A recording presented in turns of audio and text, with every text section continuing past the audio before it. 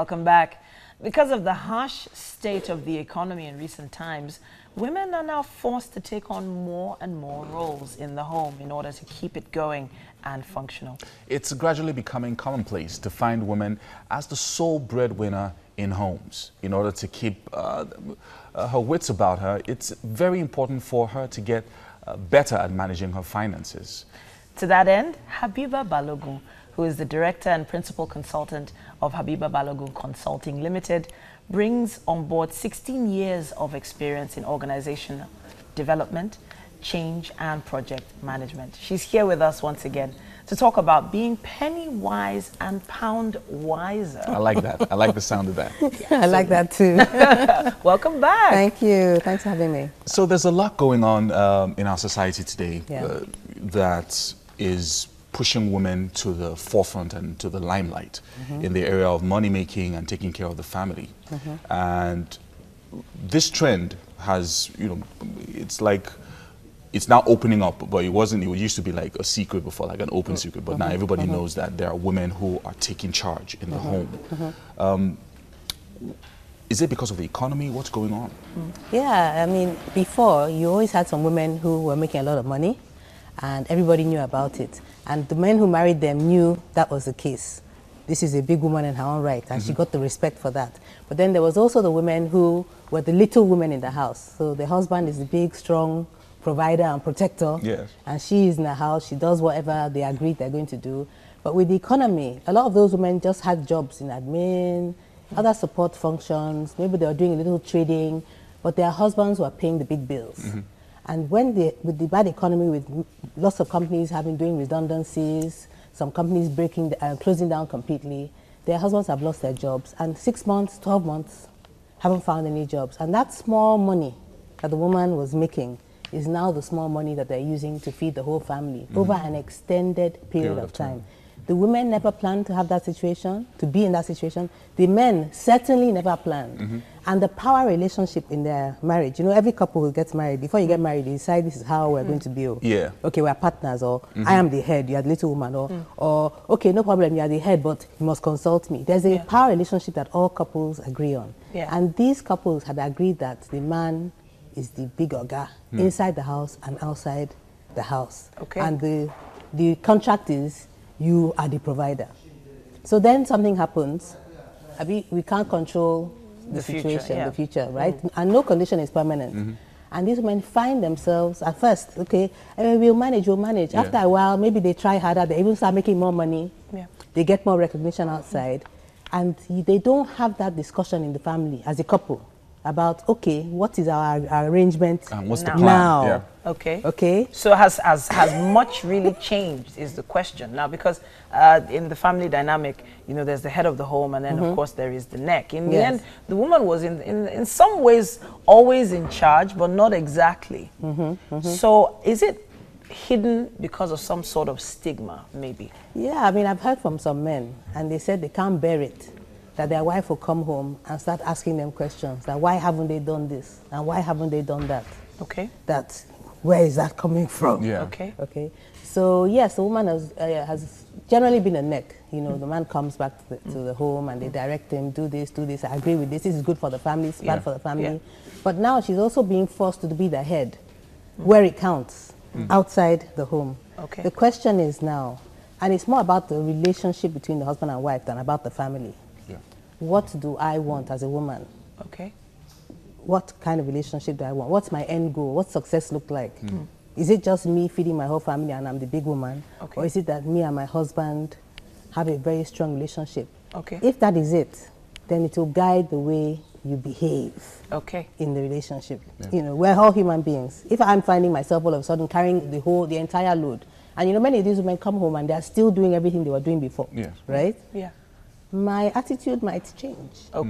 So now, there's probably a couple watching right now. This dynamic has just changed. Maybe someone just lost their job and something just happened, like literally last week. What advice would you give to them if they came to your company for consultation? I mean, what I would say is that you need to sit down with each other. In fact, make an appointment and sit down with each other and say, what are we going to do? how are we going to manage in this situation? Okay, if you get a job quickly, fantastic. If you don't, and it's protracted. And it's protracted. Because there is work, life is work. There's work in the home and there's work outside the home. Okay? And before, I did most of the work in the home and you did most of the work outside the home. Now, I am forced to do most of the work outside the home. What's going to happen to the work Inside in the home? Yeah, and that's where I'm going with my next question, because you're talking about the woman going out and doing all that work and then coming back and having to deal with the kids, to put the kids to bed and all of that. How do you, it's easy to understand the woman's role, for instance, because it's always been traditional. Yeah. And now she's taken on the added responsibility of being, you know, bringing home the bacon, as they call it.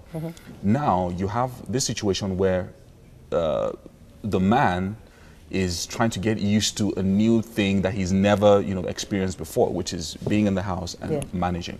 So how do you talk to the man to understand how to maybe wait, be more patient, and also take on that more traditional role that would have been exclusive for the woman?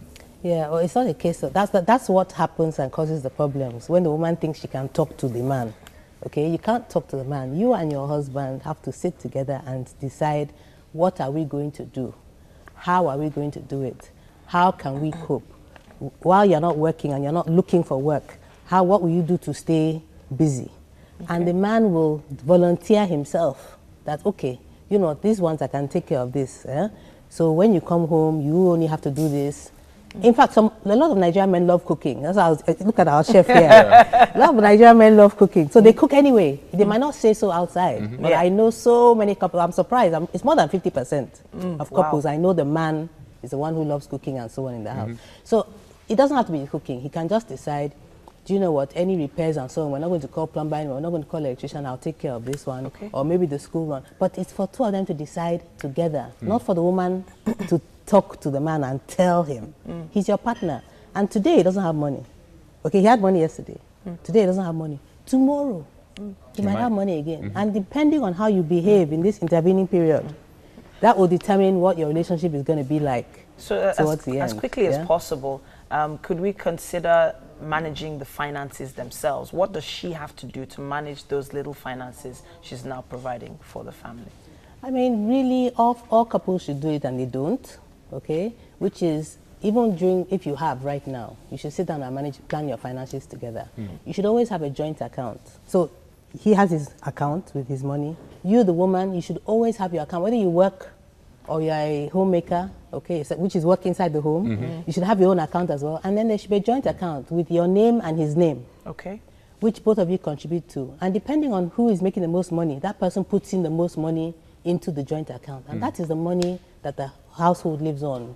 Chop money, school fees, rent. It comes out of that joint account. And each of you still have your own individual private. And I'd recommend that for all couples. If you have financially independent and yet you have a pot of money that you're spending together. We could continue talking about this. There's never just enough time when we're talking with you. Wow. Let's move along now. All right. So in so many circles, Saturdays are considered a day for resting after a busy week. However, this is not the case for some people, as the day seems to be perfect for outdoor fitness. You should take a look at this package.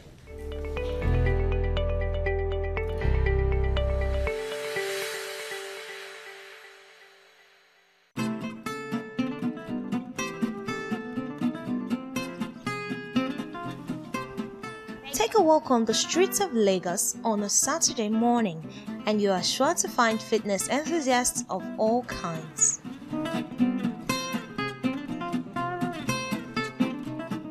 Those who jog all the way, those who need to stretch, some others who need a break, those with non-human companions. And let's not forget the brisk walkers.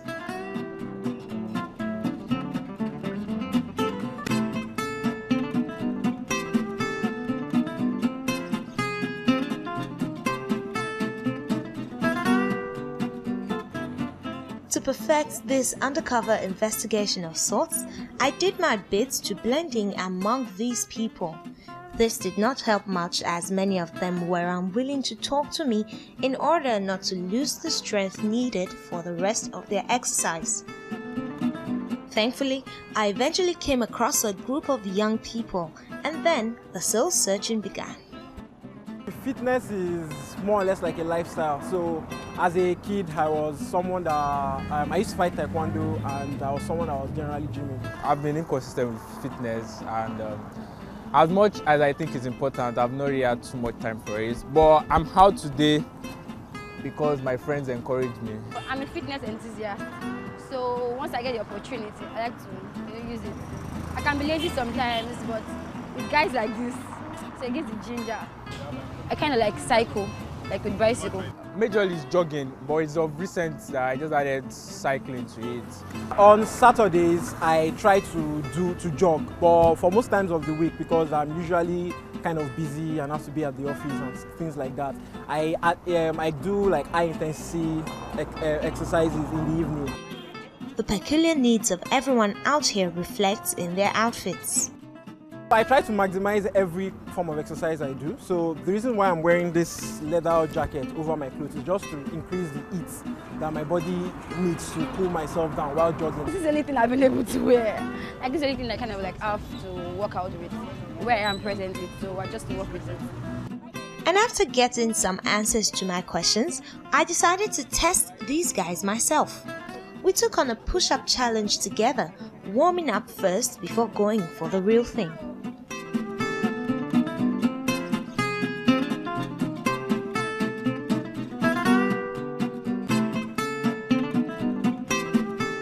I kept at it until my muscles advised me to switch roles. 20!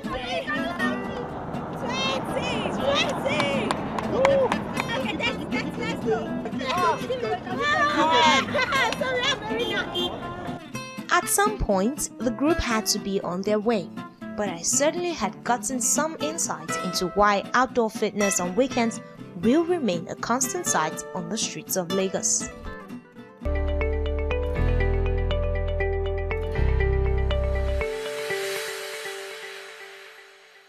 So we should do a push-up challenge here one day. Yeah, maybe. But she looks really good, though. Yeah, she does. was Bimbo is trying her really, best. she's doing her best. Yeah. But I don't think I would be doing that. Nice feature there. We have to go to a break now, but we'll be right back with a great musical performance.